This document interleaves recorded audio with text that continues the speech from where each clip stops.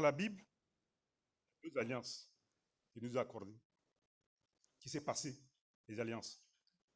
La première, c'est sur la montagne d'Horeb.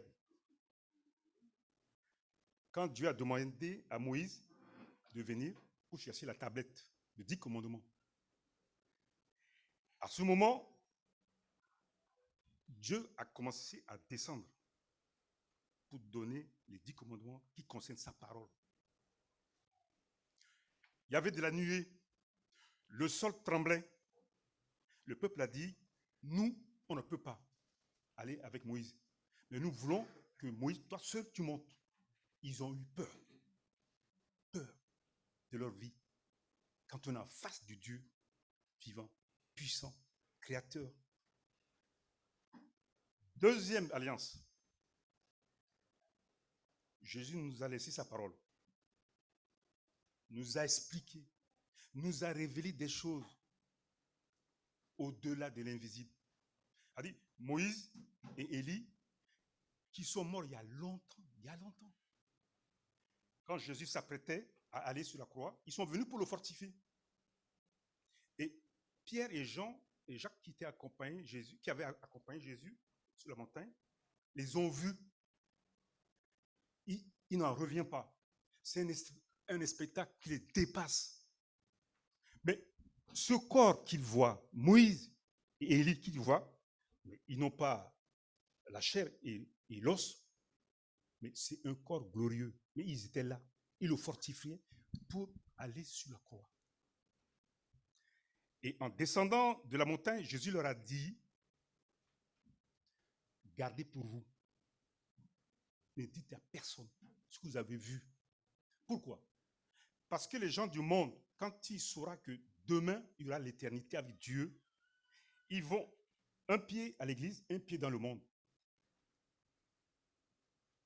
Dieu veut qu'un pécheur s'affonce, continue son péché, jusqu'au jour où, quand il rendra l'âme, pour être devant Dieu, il verra son jugement. Et donc, Jésus a dit à ses disciples, ne dites rien. Il a dit pour vous. Quand Jésus s'est allé sur la croix, qu'est-ce qui s'est passé? Il y a un tremblement. La voile a été déchirée de haut en bas. Parce qu'il nous a laissé sa parole. La deuxième alliance que Dieu a accordée aux hommes. Que vous êtes moi. Et moi, pardon. Troisième point. La Sainte Seine.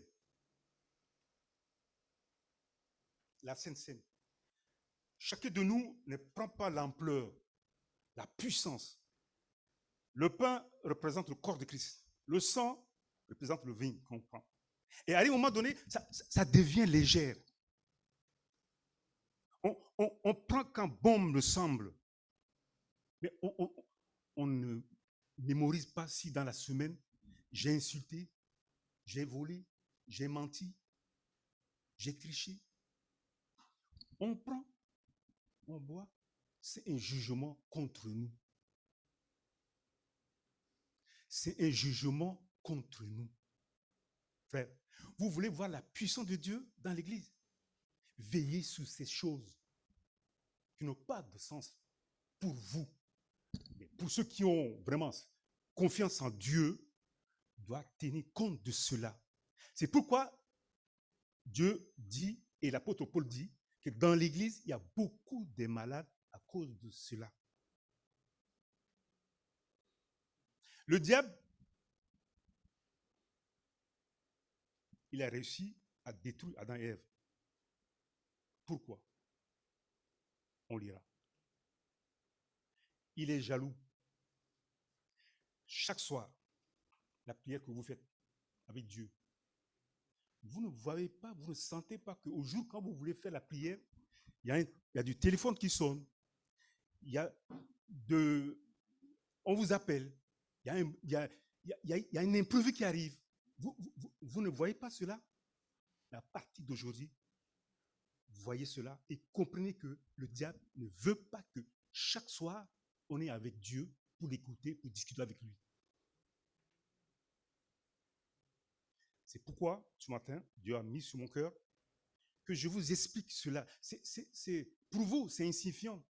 Et dans la vie chrétienne, beaucoup de chrétiens, ils ne considèrent pas cela comme priorité, comme un symbole, comme un fondement de l'Église. Ce corps de Christ, il se sentait averti. Il a souffert pour nous. Première lecture, le jugement de Dieu tombe sur nous, tombe sur l'homme. Genèse 3, 17, 19. Je vous lis, si vous voulez noter, vous notez.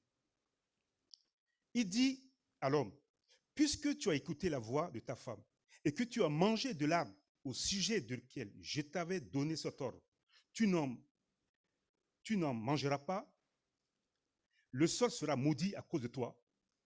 C'est à ta force de peine que tu en tireras ta nourriture tous les jours de ta vie. C'est ce que nous vivons. Il te produira des épines et des ronces, et tu mangeras de l'herbe de champ. C'est à la sueur de ton visage que tu mangeras du pain, jusqu'à ce que tu retournes dans la terre, d'où tu es appris, car tu es poussière, et tu retourneras à la poussière. Le diable est jaloux. C'est pourquoi, dans la semaine, ce que je pense, et si je ne vais pas sur ma pensée, il y a des dégâts. Deuxième lecture. Apocalypse 12, 7, 9. Je vous lis. Le diable rôde autour de nous comme un lion rugissant, dans nos pensées, dans nos actes. Et ça, nous devrions veiller avant de prendre cette scène. Il y a eu des guerres dans le ciel. Michel et ses anges combattirent le dragon. Et le dragon et ses anges combattirent. Mais ils ne furent pas plus forts que leur place ne fut trouvée dans le ciel. Et il fut précipité, le grand dragon, le serpent ancien, appelé le diable et Satan, celui qui séduit toute la terre, il fut précipité sur la terre et ses anges furent précipités avec lui. Donc, les anges, ils nous entourent, on ne le voit pas. Souvenez-vous du serviteur d'Élie. Quand Élie a dit à Dieu, Seigneur, ouvre les yeux de Giazi pour qu'il voit les anges qui sont autour de nous. Nos yeux sont fermés. On ne voit pas ce qui se passe dans l'invisible. On ne voit pas. Mais les anges de Dieu sont autour de nous. Le démon et ses anges sont autour de nous. Mes frères, qu'est-ce que je dois vérifier? Qu'est-ce que je dois être très attentif? C'est veiller sur ma pensée, sur mes actes. Est-ce que ce que je fais, c'est à la volonté de Dieu ou pas? Est-ce que là où je mets mes pieds, ça plaît à Dieu ou pas? Est-ce que ma vie avec Dieu, est-ce que c'est bon? Est-ce que je lis la parole de Dieu? Dans la semaine, je lis une fois, deux fois, trois fois. Ce sont des questions que chaque personne doit méditer. Il faut que ma connexion avec Dieu soit régulière. Je n'exagère pas. Vous tirez dans la Bible que nous sommes entourés des démons et des anges des démons qui y étaient précipités dans le ciel, sur la terre. Et si moi, je ne veille pas sur la parole de Dieu, sur ma pensée, je suis à leur portée.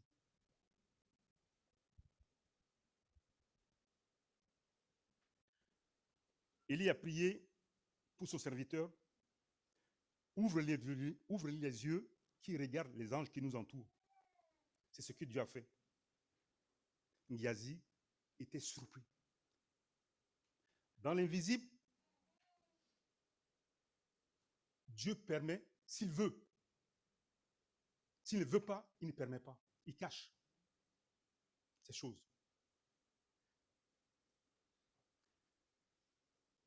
Vous et moi, à travers l'alliance qu'on a signée avec Dieu, on doit le respecter. On doit le vivre.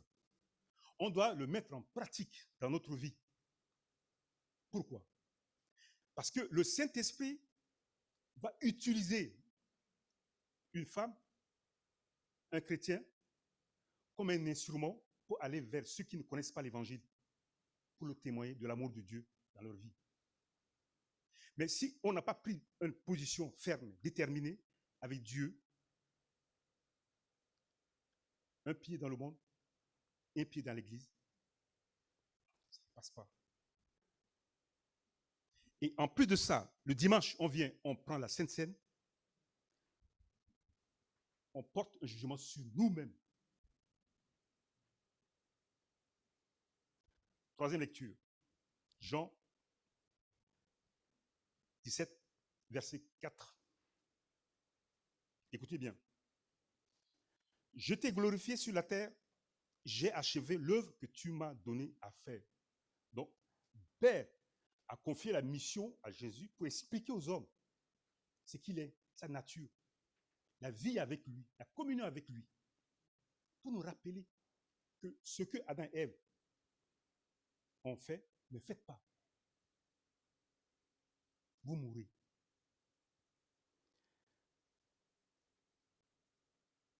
Et maintenant, toi, Père, glorifie-moi auprès de toi, même avec même gloire que j'avais auprès de toi avant que le monde soit. J'ai fait connaître ton nom aux hommes que tu m'as donnés au milieu du monde. Ils étaient à toi et tu me les as donnés. Et ils ont gardé ta parole. Maintenant qu'ils ont connu que tout ce que tu m'as donné vient de toi, car je leur ai donné les paroles que tu m'as données et ils les ont reçues et ils ont vraiment connu que je suis sorti de toi. Ils ont cru que tu m'as envoyé. C'est pour eux que je prie. Je ne prie pas pour le monde, mais pour ceux que tu m'as donnés, parce qu'ils sont à toi. C'est net et clair. C'est net et clair. Jésus fait sa mission. Sa mission est au bout, à son terme. Il se prépare pour donner sa vie comme sacrifice sur la croix, afin que quiconque compte en lui ne prise point, mais qui ait la vie éternelle. Maintenant, il demande à son Père pour son retour, de préparer son retour auprès de lui. Donc, Jésus a accompli la mission que le Père lui a confiée en haut pour descendre parmi les hommes, expliquer aux hommes ce que l'erreur fatale que Adam et Ève ont provoquée dans le jardin d'Éden, qui a coupé ce lien avec eux. Et maintenant, Jésus, parce que vous croyez que si Jésus avait chuté ou avait péché, il aurait eu cette résurrection? Il n'aurait pas eu la résurrection, même si c'est le Fils de Dieu. Mais Jésus n'a pas fauté. Jésus est resté debout, ferme, face au diable. Rappelez-vous que l'Esprit l'a amené dans le désert, lui a proposé le monde. Mais Jésus savait que c'est lui le propriétaire. Mets-toi à genoux, loue-moi, adore-moi, tout sera pour toi. C'est la richesse qu'on nous propose dans le monde, que beaucoup tombent pour la facilité, pour ne pas souffrir. Personne ne veut souffrir. Et le diable nous tient le nez par là. Parfois, un chrétien qui a fait des années, des marches avec Dieu, pour peu de souffrance, il peut lâcher la main de Dieu pour perdre son éternité. Jésus a été resté ferme, déterminé, garder la parole de Dieu dans son cœur. Il neige, qu'il pleuve, il est toujours ferme. Qu'est-ce que Jésus n'a pas vécu? La Bible nous dit qu'il n'a pas, même pas le lieu pour se reposer. La solitude, l'humiliation dans la rue. Il passait, On le voyait comme n'importe qui. Frères et sœurs, je ne dis pas qu'on soit avec Christ, comme Christ, mais on devrait être comme Christ. Il fait froid, je ne vais pas à l'église. L'autre m'a pas salué, je ne vais pas à l'église. L'autre m'a regardé à travers, je ne vais pas à l'église. Vivez un peu, juste un petit peu, ce que Jésus a vécu pour nous. Il s'adresse à son Père. Remets-moi ma royauté. Remets-moi ma position en tant que ton fils auprès de toi. Voilà le prix que Jésus a payé pour la deuxième alliance qu'il a fait avec nous. Donc, si je m'avance vers la Sainte Seine, je dois cogiter dans ma tête la semaine qui s'est passée, mes regards, ma pensée. Est-ce qu'il n'y a pas une tâche avant de prendre? Sinon, je demande pardon. Mais si de cela, je fais semblant, je ferme, et je veux prendre, puis que le Saint-Esprit me dit non, là, ça clignote. Tu n'as pas pardonné à ton frère. Tu n'as pas aimé ton frère. Tu l'as insulté ton frère de regard. Tu l'as fui parce qu'il n'est pas au niveau de ton rang social. Je porte en moi un jugement. Sur moi, un jugement. Jésus accomplit sa mission parfaitement. Maintenant, la Bible nous dit qu'il est assis à sa droite. Souvenez-vous, quand on lapidait Étienne, jetait la pierre sur Étienne, il a crié, il a levé la tête au ciel. Jésus est assis à droite de son Père, qui attendait. La Bible nous donne des choses qui nous dépassent. Ceux qui appartiennent à Dieu, le Saint-Esprit va leur révéler les choses de Dieu. Mais c'est pourquoi Jésus disait, je prie pour eux, mais je ne prie pas pour le monde. Frères et sœurs, gardez cela au fond de vous. La confiance que vous avez avec Dieu, tenez-la, serre-la au fond de vous. Vous voyez des miracles et des choses qui vont se passer dans votre vie.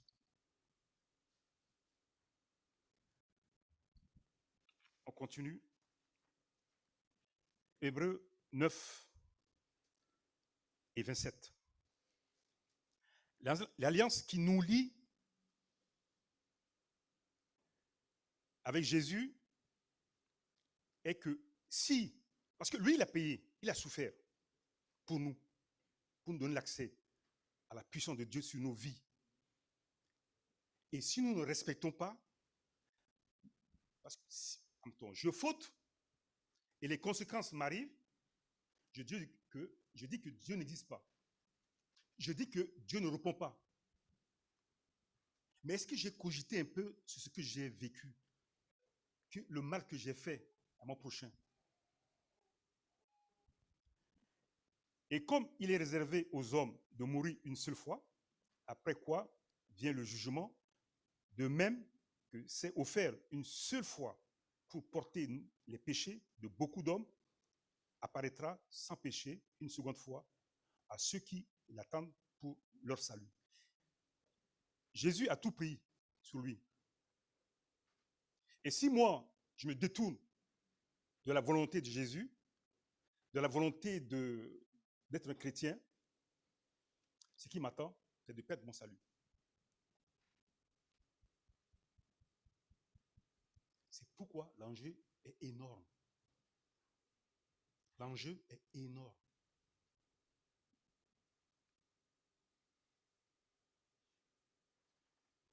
J'étais comme vous. Je suis comme vous. Je faisais le foot à l'époque. J'ai dit ça plusieurs fois. On m'a marché dessus. Une fois, deux fois. Parfois, le coéquipier, il fait exprès pour m'énerver. Mais il faut supporter. Il faut pardonner. Mais pour arriver là, c'est dur. Quand tu sais que l'autre, il te piétine volontairement, il faut pardonner. Il faut aimer. Il faut supporter. Ce n'est pas de notre nature. Ce n'est pas de notre nature. Parce que quand Dieu a dit, basta, je ferme le jardin d'Éden, tout le monde dehors, les conséquences rapides, c'était Caïn et Abel. Et à un moment donné, tout le monde est chacun sur soi. Tout le monde se referme sur lui-même. On a peur de l'autre. On a peur de l'autre. On apporte du jugement. On le juge. Simple regard. Nos pensées travaillent. Petit sourire. Mais le Saint-Esprit voit ma pensée. Voit ce que je pense. Voit ce que je cogite. L'autre ne dit rien. Il s'est mal habillé. Il est gros. Il est petit. Je dis dans ma tête, mais Saint-Esprit me voit. Parce que Jésus a dit, en voyant une femme passer, si tu cogites dans ta tête, tu portes un jugement sur toi. Même si tu n'as pas fait l'acte.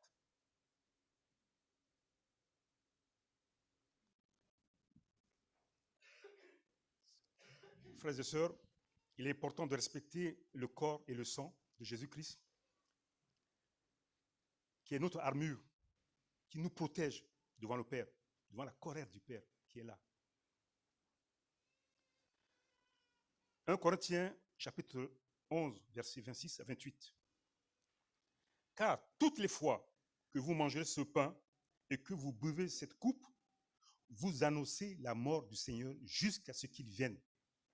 C'est pourquoi celui qui mangera le pain et boira la coupe du Seigneur indéniement sera coupable envers le corps et le sang du Seigneur Jésus-Christ. Que chacun donc s'éprouve soi-même et qu'ainsi il mange du pain et boive la coupe.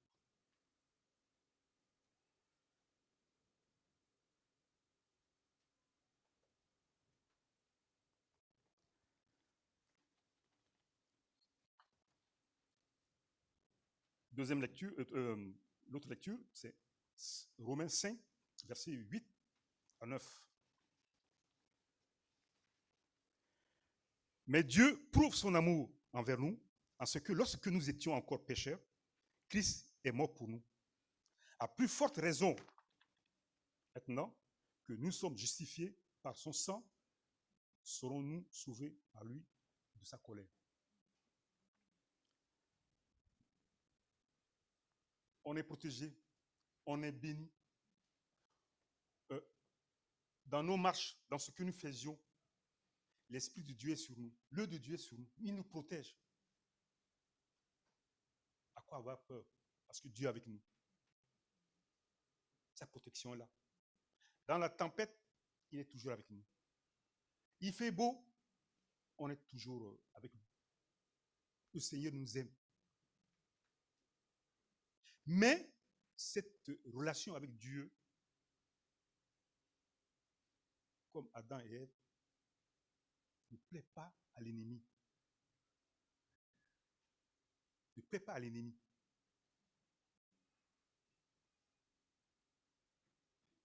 C'est pourquoi je dois veiller sur ma pensée, sur mes actes, sur mes actions, sur ce que je pense envers mes frères, mes sœurs, pour aller en progression dans ma vie chrétienne. Sans cela, je perds la puissance que Dieu m'a laissée à travers le sang et le corps de Christ. Je me répète, si je ne respecte pas ces principes, c'est-à-dire Jésus a tout expliqué, tout montré. Il a donné sa vie, son corps sur la croix pour moi, afin que dans ces maîtrissures, j'ai la guérison de mes maladies. Mes difficultés, mes soucis de chaque jour, il a pris sur lui. Pour ne pas perdre cette puissance que Jésus m'a léguée, nous a léguée, je dois me tenir dans la volonté de Dieu.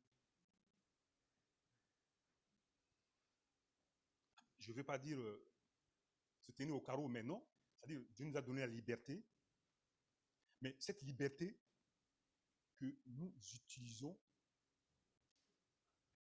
d'une parfaite harmonie avec l'Esprit de Dieu, afin que le Saint-Esprit nous protège, nous garde. Quand j'ai des difficultés et que je me mets à genoux pour crier, qu'il n'y a pas un obstacle à ma prière à l'égard de Dieu.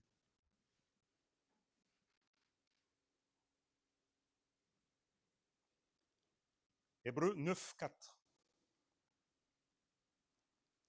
Le sang de Jésus-Christ me purifie, ma conscience et mon corps. Combien plus le sang de Christ, qui par l'Esprit éternel s'est offert lui-même sans tache à Dieu, purifiera-t-il votre conscience des œuvres mortes, afin que vous serviez le Dieu vivant.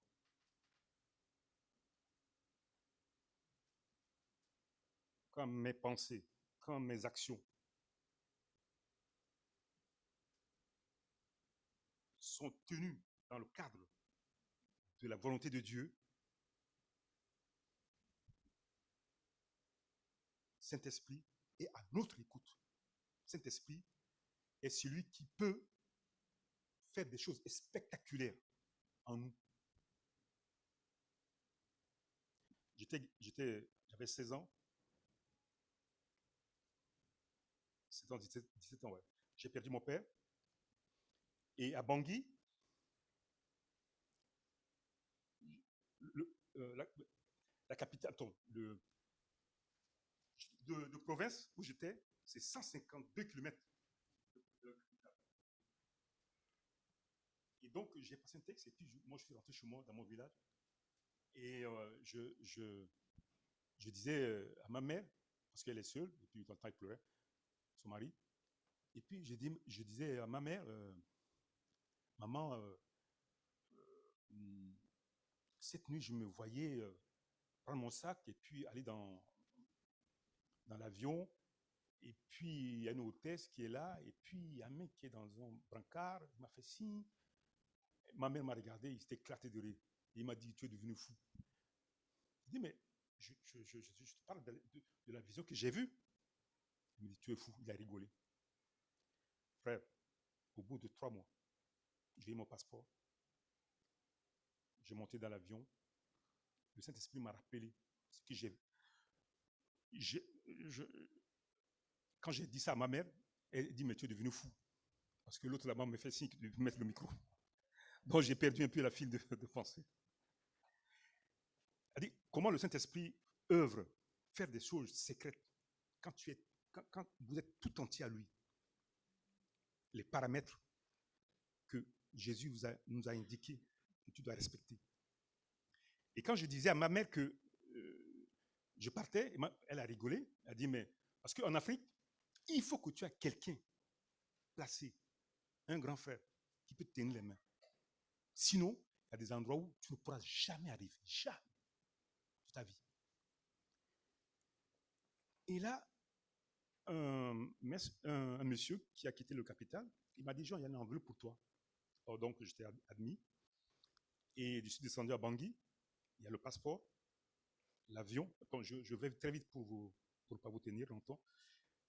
Dans l'avion, et le mec qui était sur le brancard, qui me faisait signe, frère, sœur, Dieu m'a expliqué dans la vision tout. Et quand la scène ça commence à mettre en place, le Saint-Esprit me disait, tu vois ce que tu as vu, le passeport, l'avion, et le copain, celui qui est sur le brancard qui est accidenté, c'est un copain. Avant 3 ou 4 mois, ces choses, Dieu savait. C'est pour vous dire, confions-lui notre avenir, notre vie. Et donc, il m'a fait signe comme ça. Je faisais semblant de ne pas le regarder. Je ne le connais pas. Et le milieu de tous ces gens qui sont là autour de moi dans l'avion, je ne connais pas. Il me fait signe. Et puis, il y a une hôtesse qui est venue pour me dire, monsieur, le gars vous appelle. J'ai oublié d'enlever ma ceinture.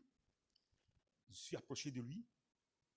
Frères et sœurs, c'est un ami que parce que son père est ministre, et puis il a pris la voiture de son père un week-end, un samedi soir. Il est rentré dans une maison, il s'est fracassé le crâne, colonne vertébrale partout, quoi. Il dit, je lui ai dit, mais qu'est-ce qui s'est passé? Donc il m'a expliqué ces choses. Mais c'est pour vous dire que Dieu est bon. Dieu ne veut pas nous voir souffrir. Dieu ne veut pas nous voir tourner à rond. Dieu veut nous aider. Il a dit, toi Thomas, viens ici. Mets ta main ici, sur mon côte. Crois. Et Jésus a enfoncé le clou, a dit, heureux ceux qui ne m'ont pas vu, qui ont cru. Faites confiance à Dieu. Dieu ne vous laissera pas tomber. Tenez Dieu dans vos mains. Il devient votre Père, il devient votre tuteur, il devient tout pour vous. Et l'Esprit de Dieu vous conduira. Que Dieu vous bénisse. C'est merci pour ce mois que nous avons passé ensemble, avec les frères. Et nous voulons prendre la Sainte Seine, Seigneur Jésus. Conduis toutes choses et dirige toutes choses, Seigneur. Ceux qui passent des moments difficiles, qui souffrent, qui n'ont pas de travail, qui n'ont pas de santé, Seigneur, je te confie en tes mains. Que tu puisses, par ton esprit, à travers ton sang, ton maîtrise sur la croix, tu puisses les guérir et répondre à leurs besoins, Seigneur Jésus. Je les confie en tes mains. Au nom de Jésus. Amen.